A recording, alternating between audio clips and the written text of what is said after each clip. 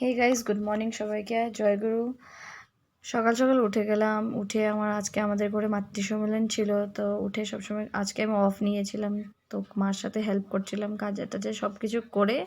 তারপরে এখানে মা আর মাসি মিলে ঠাকুরের আসন ঠিক করছিল। আমি চলে গেলাম স্নানে। স্নান থেকে এসে রেডি হয়ে গেছি।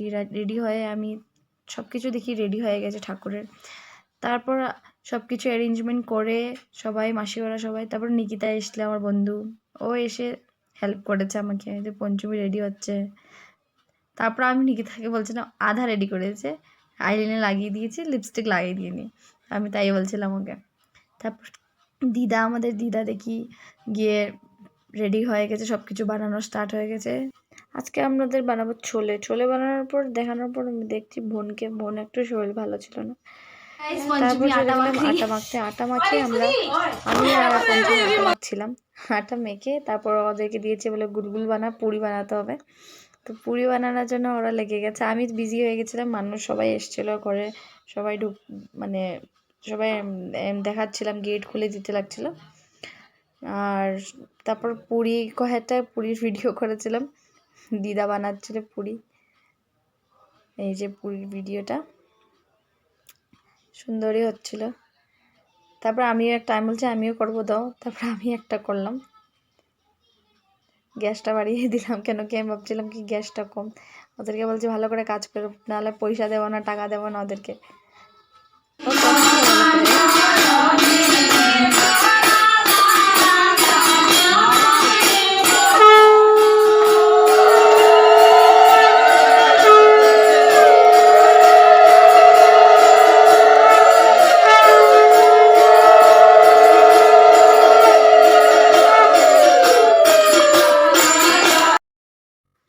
তারপর বাইরে গেছিলাম, বাইরে আরও মানুষ এসেছিলো, বসার জায়গা হচ্ছিল না।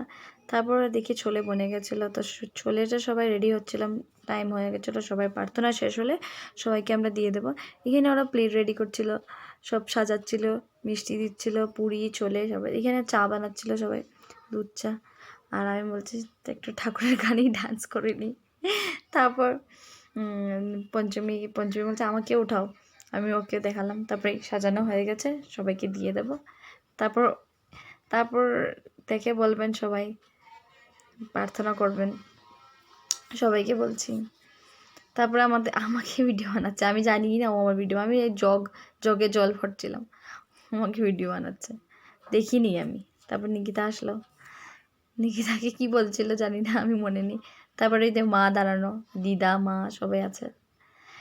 আর ঘরে গরম লেগে গেছিলো, এত মানুষ, আর ঘরটা পুরো ফুল। আর আমাদের ঘরের রান্নাঘরটা এত ছোট, তাহলে আমরা সবাই 5 জন মানুষ এই রান্নাঘরের ভিতরে, আমরা সব ঢুকে বসে যাচ্ছি। এখানে প্রার্থনা হচ্ছে, তো হাল্লা করতে পারবো না, তাই আমি দিদার সাথে মজা করছি, দিদা পাত্তাই দিচ্ছিল না আমাকে। তারপর শেষ হলো প্রার্থনা, সবাই শেষ করে সবাই খেয়ে দিয়ে তারপর আমি ঠাকুরকে দেখালাম। এখানে মাসি বসে পান খাচ্ছিল, সবাই যাচ্ছিল এক একজনে করে করে সবাই।